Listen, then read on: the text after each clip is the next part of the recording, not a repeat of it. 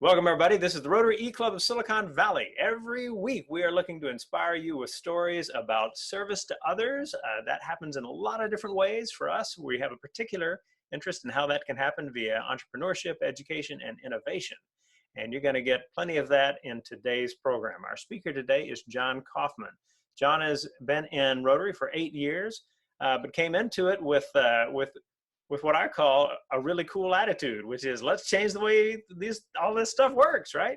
And he's going to tell us about H2OpenDoors, a water-focused project that he has told us about before. It was 5 years ago, but that means we've got 5 years of catching up to do over the next 24 minutes or so. And I am excited about it because this is a very cool project. And so, Jon, feel free to launch in, tell us a little bit more about yourself. I didn't give much in the way of detail, although folks will have read a little bit coming in, and let us know what you got going.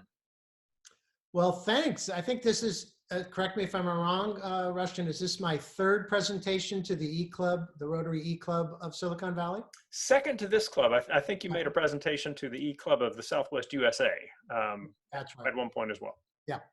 Well, it's a great honor. You're a vibrant club. There's a lot of buzz, at least in our district, 5150, about this particular E-Club. And I'm hoping that I can engage your club in participating in a project that is not an outside NGO. We are a project of Rotary Club. We didn't start this to be a separate 501c3. We have a donor advised fund at the Rotary Foundation, which is where we park all of our money for our activities, our grant money, that sort of thing.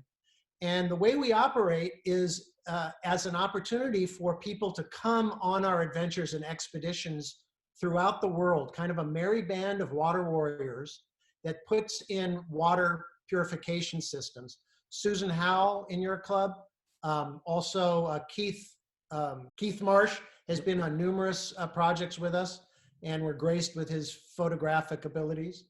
And we've taken over 500 people in the last 7 years on our project. So I'm gonna launch into a presentation.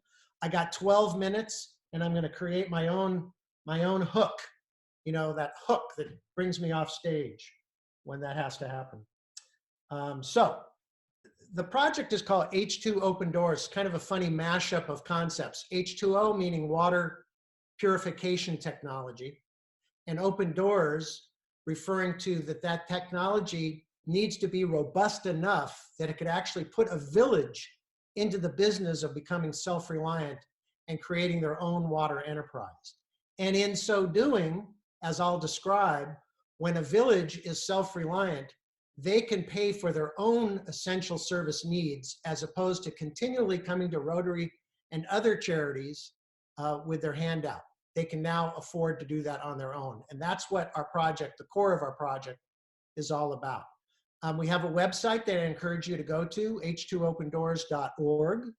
And we have a Facebook page that's updated every day with content, facebook.com/H2OpenDoors.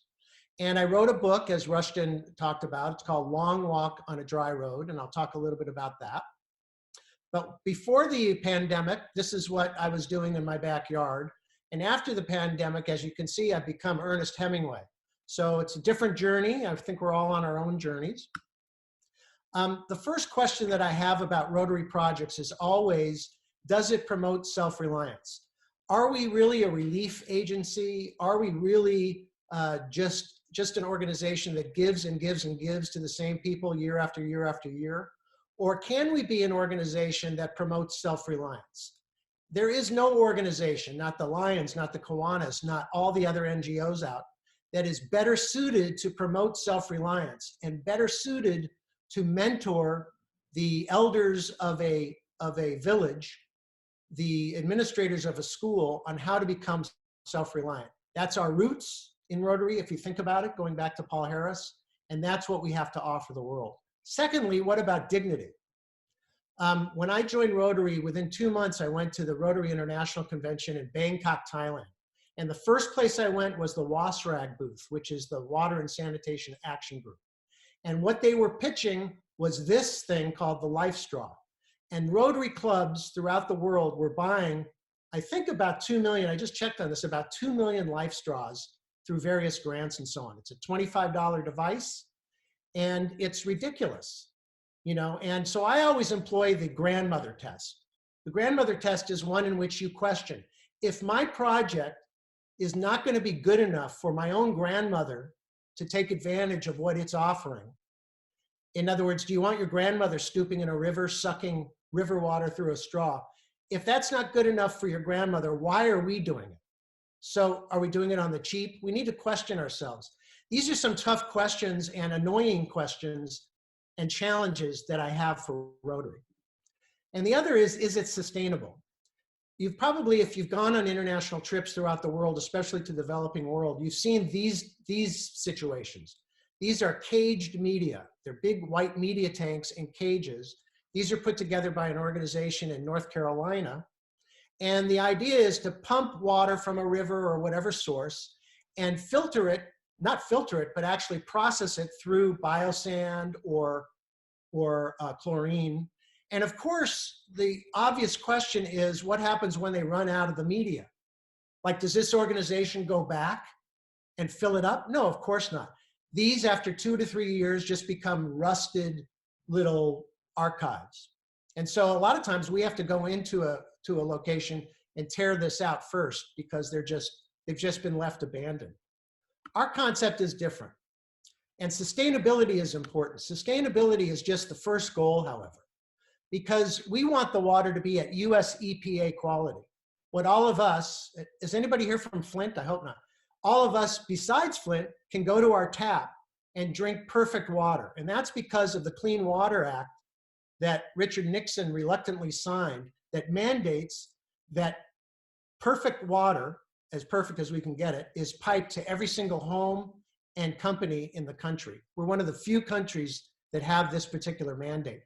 Well, it's possible to create water like that at the village level, and that's what we aim to do. Also, why would you do a project on the cheap? We don't want to just save a little money, because in the long term, if it's not sustainable, it's more expensive. And I can prove that over and over again. And I hope somebody will have some questions about that at the end of this. And finally, we wanted to do something revolutionary. Most NGOs and most Rotary projects, frankly, put in a water point someplace. But then the women have to walk 5 miles, 5 kilometers to the water point and back. And they spend all day walking with 40 pounds of water on their heads. And you see this over and over again.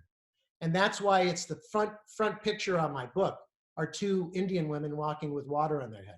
Our concept, which is revolutionary, is that you bring water to the people, not the people to the water. Let's get the women off the roads, off the trails, and let them go back to school. Let them take care of their children. Let's not have them vulnerable to being beaten up or raped. Let's elevate women through better thinking about how we provide our projects. So as I said, this is a typical scene, and Long Walk on a Dry Road, the education of a water warrior, is my experience with, at the time I wrote this, about 400 people that have gone on expeditions throughout the world with me. And, you know, they're funny stories, they're poignant stories, and hopefully they will provide you with a way to get an insight about an international Rotary project and throw some light under the bus of some of these that I do too. Give you an example of where we're at in Rotary as far as water projects. This was March's ad about water projects for the month of March, which was Water and Sanitation Month. Now, you're probably not like me, but this made me vomit because this is typically what Rotary thinks of a water project. This image. This project is good for livestock, you know, horses and cows, but this is not appropriate for children or any adult in the developing world. We can do better. We need to do better, and it should start with the way we think about water projects. This is the way we want to do water.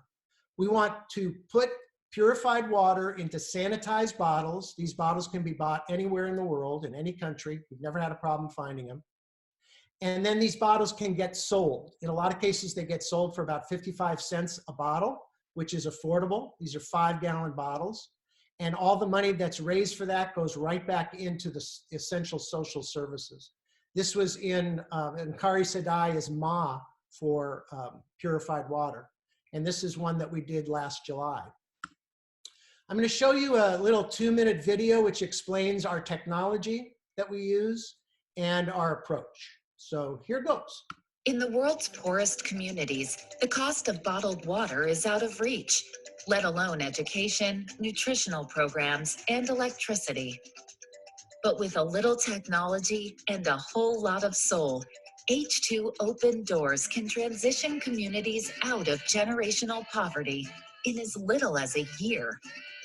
We provide villages with an ultrafiltration system that turns contaminated water into drinking water that is 99.999% microbiologically pure. Each SunSpring hybrid uses over 5 miles of membrane strands to remove all bacteria, cysts, and viruses. The new SunSpring can produce up to 10 gallons of water per minute, 24 hours a day, using zero fuel, electricity, or chemicals with no cost of operation. Rotary clubs in the region mentor the village as they use SunSpring to launch a sustainable water bottling enterprise that can generate over $100,000 per year. Community members also learn to care for the equipment and receive microfinancing for items like family water bottles and sanitation supplies. Imagine the dignity and self-reliance that comes from quickly learning a business that helps to pay for their own education, healthcare, and more. To learn more and even participate in our expeditions, find us on Facebook and visit h2opendoors.org. I don't know if you got a glimpse of Keith Marsh in that picture, but that's a little bit about what we do and the technologies that we employ. The secret to a Rotary project, International Rotary Project, I have found, and the reason why our project works within the context of Rotary and probably wouldn't work as well if it was a separate 501c3, is what I call the 3 M's. The 3 M's, besides being incredibly delicious, are also our secret sauce in Rotary, because a Rotary club, a Rotary partner in country provides the first M, which is mentoring. Rotary clubs mentor because, many of us are business owners, we're community leaders. We mentor that village on how to have best practices, good governance on establishing a robust enterprise. The second M is what we do best, which is oversight or monitoring. We monitor that. We're not especially good at the day-to-day running of a business. That's not what we should be doing, but we're mentoring and we're monitoring the effective use of all the tools. And then third, microfinance. Rotary is one of the premier microfinancing arms in the world. And so when there is a requirement for small expenditures, like maybe bottles or whatever, for that enterprise, the local Rotary Club can provide microfinance. So to date, we've done about 33 installations in 11 countries. I'm just putting on my timer again. Hang on a second. Pardon me. And to date, that's about 500 Rotarians and friends that have gone on these adventures. Lots of different places to go, and we've canceled, except for the Guatemala trip that we just did in January, which I'll show you a couple things about. We had to push all of our 8 projects for the rest of 2020 into 2021. So 2021 is becoming very crowded. But the good thing is there's an opportunity for each and every one of you to join us on one of these service, soul, and safari adventures. This is our end product. This is what we want to see. You'll notice that this label is in Spanish, agua purificada. It says on the label that this water has been purified through membrane technology. And it says that 100% of the net profits of the sale of these bottles goes back to the essential services of your community.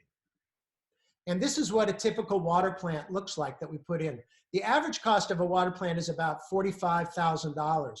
Sometimes it's only $28,000. It depends on what the site provides to us. And sometimes it's $60,000, depending on what the site is providing for us. This one was the pictogram that we used for Africa in last July, and what we were about to do this coming July at a different village in the Masai Mara. This involved drilling a 650 square foot borehole, a 650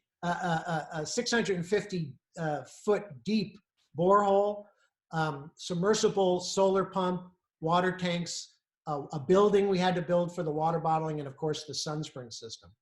And this will be earning $100,000 per year in the Masai Mara. This is one that we just put in on the roof of a municipal building in Guatemala just this last January. This is what the system looks like opened up. And the membranes, as the cartoon was showing, is the key to the system. And even the pre-filter, which is in that blue housing, is cleanable. It's a stainless steel mesh. So there's really no consumables. So therefore, no cost of operation to run this. So it's clean tech, green tech, with no cost of operations.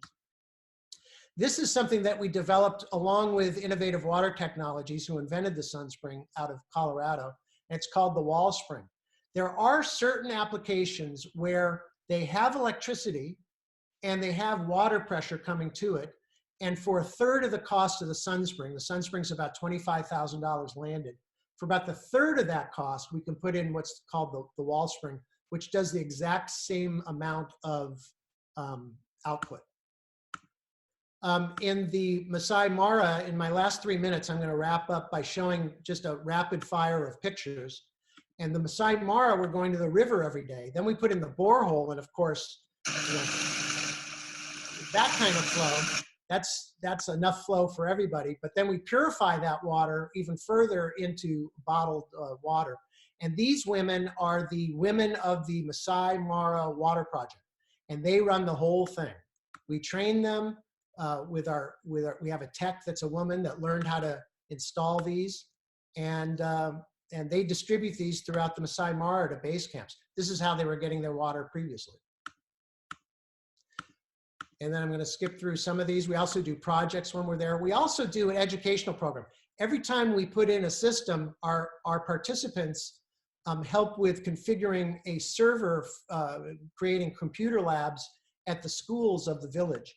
And this creates a Wi-Fi spot for content, all of Wikipedia, all of the Khan Academy, all of the great books in dual language. So it could be Hindi, English, it could be Swahili English, Spanish English, and so on. We're also doing eyeglass clinics. So the participants that come on these trips also fit them with eyeglasses that we get a big donation from Foster Grant on. And we fit them with eyeglasses individually. We also do in Guatemala, we did a Escuintla Regional Hospital. They do 40 births a day, 40 births a day. And they have 5 to 11, they were having 5 to 11 infant deaths per month because their water table was contaminated with E. coli. In one day, we fixed that problem. Since we put that in January, there have been 0 deaths. So big impact. And we had the opportunity to meet with Kailash Satyarthi in India just before the lockdown. And he is credited, he's a Nobel Prize winner. He won the same year that Malala won. And he is responsible for freeing 90,000 children out of slavery. And our concept with him is to start putting in these water plants and enterprises throughout India that will give a path for self-reliance to the women and the children of India to which he serves.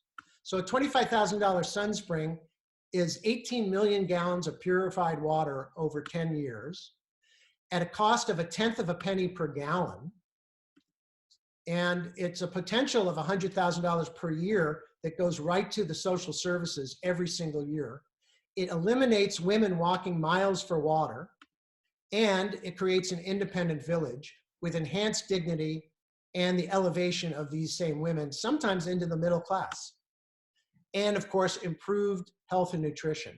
And finally, I'll wrap it up with one thing that we're working on in development, where we can ship an entire building that can do 80,000 gallons of water a day to large communities in Africa, in Haiti, in Guatemala, in Mexico. And it starts with what I call the shed spring. It's a zero energy system with specially designed walls that are modular. And inside there are wall springs, a series of wall springs, and a chlorination device that can send it up to a community tank. That's an 80,000 gallon tank.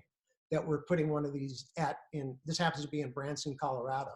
But we can do this kind of work, not the tank, but we can do this kind of work in small scale and gigantic municipal scale all over the world. So that's my story. I'm sticking to it. If there's any questions, this was record time that I was able to do this presentation, and I welcome your questions. All right, John, thank you very much. I appreciate your coming back and giving us the update. I'm going to introduce the people on the call, and then we'll spend a few minutes on questions. So we have a bumper crop of members of the E-Club of Silicon Valley with us. In Georgia, we've got Tanya, wave as I call your name. Here in California, we have Cecilia and Shags.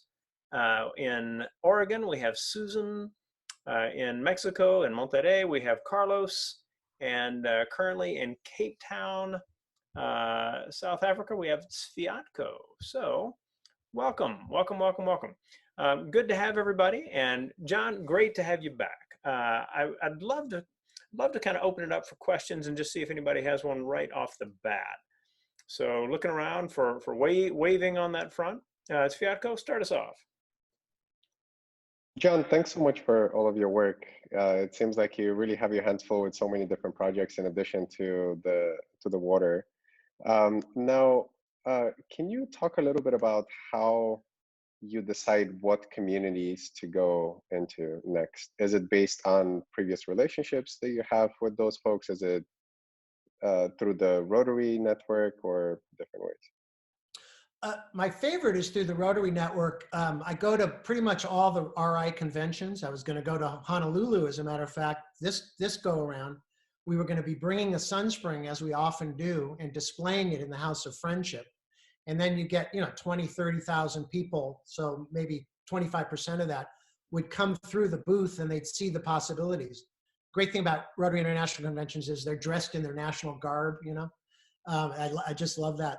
But it's one of these things that you don't know what you don't know.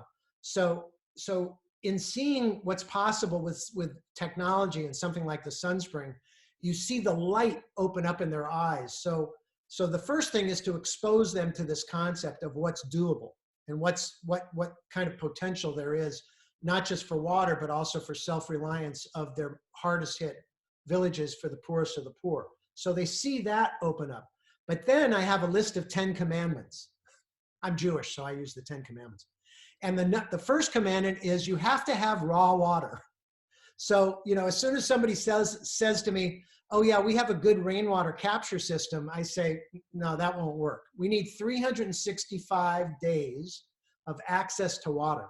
I don't care if it's polluted or contaminated, it just has to be available, because we're not making water, we're purifying water to the level of the US EPA standards. So we have to have that. That's the first commandment. And there's several others. One of them includes no individual can profit off of these enterprises. Another reason why I do this in the context of Rotary, and why that monitoring and oversight is so important. So we have various schemes, which I can get into that a little bit later, some cashless things in the future that we want to employ.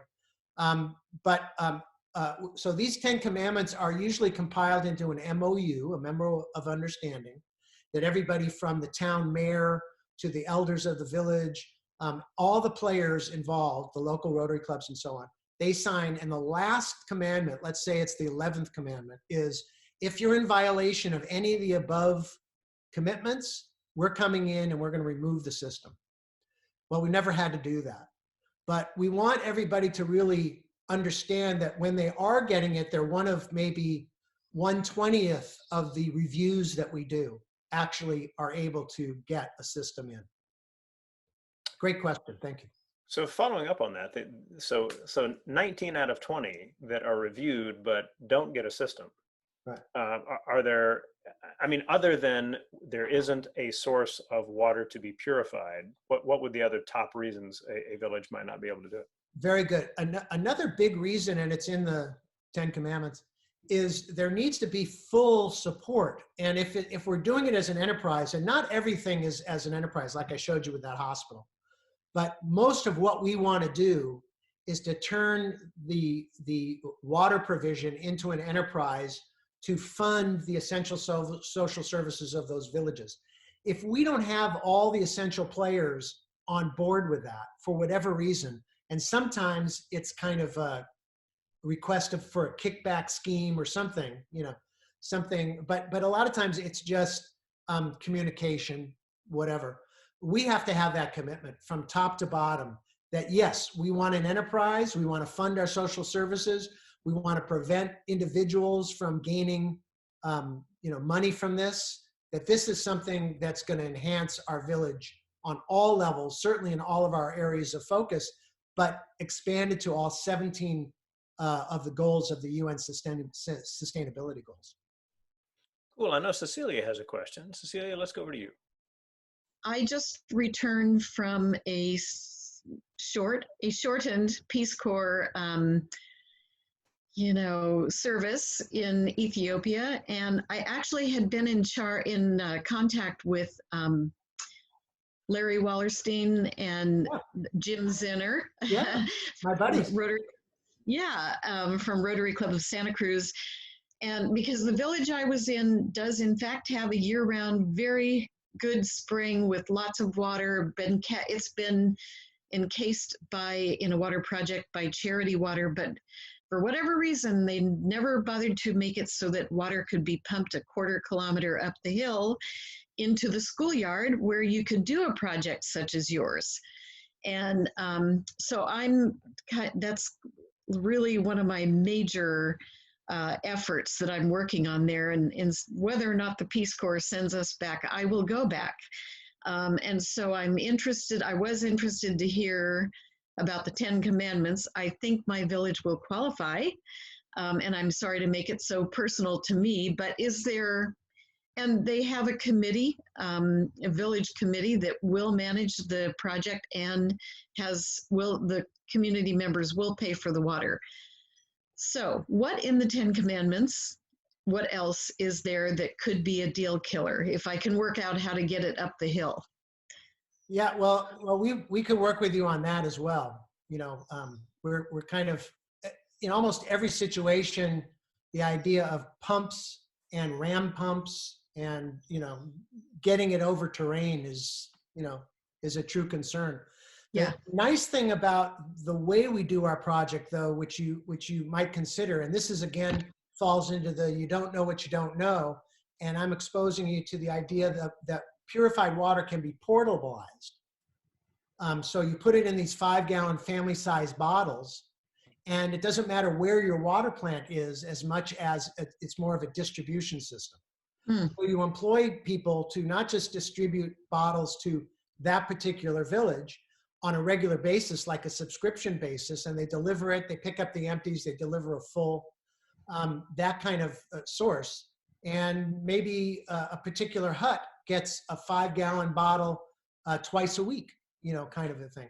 So this is especially important when we have a lot of situations around the world where if you're sticking a straw into the earth and you're pulling out water, it could have arsenic, it could have fluoride, it could have all sorts of other heavy metals that the membranes don't necessarily deal with. We'd have to put in extra media to mediate those issues. But literally, I've experienced this all over the place.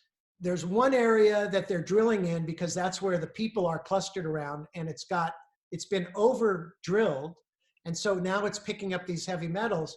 Well, if you go a half a mile away and you put a plant in over there and you test the water, there's no contamination.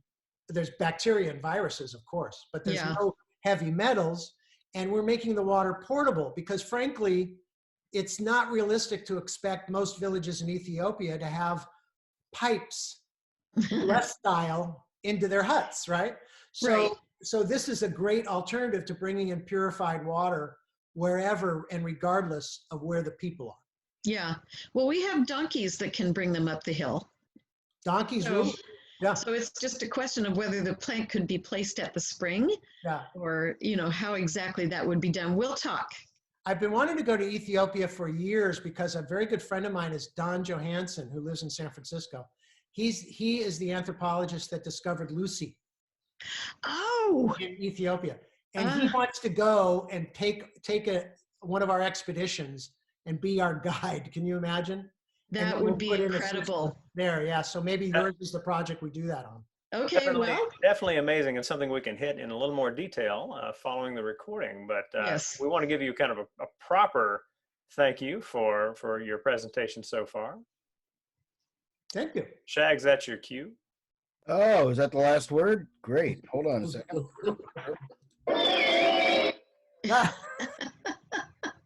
There. So as we always like to do, we will hand it over to our speaker for the final word. But for all of you who are visiting, members and guests, make sure to let us know you're here. There is an attendance section. Make sure to put in your email address properly. You'll get an email back from doing so that you can pass along to your club secretary if you are trying to make up a miss. And we certainly encourage everybody to think in terms of getting their dose of Rotary inspiration every week. Additionally, there is the discussion section under Discuss. A little farther down the page, we hope you'll leave your thoughts about the meeting and the program. And we will hand it over to Jon for the final word. Well, it's been an honor to have the opportunity to speak to the E-Club. I want to encourage all of your members that if you want to be part of an international project where you'll have real hands-on ability to be involved, where you are needed, 2021 is the year for you. January, we start with the Philippines. We end January with Mexico. We've got trips to Kenya, Uganda, maybe Ethiopia, who knows, and about 6 or 7 others. And you can be involved. You can either help us fund it through DDF funds, through straight contributions, or you can go with us, or you can do both. So again, my thanks, and I'm humbled to be able to have spoken to you.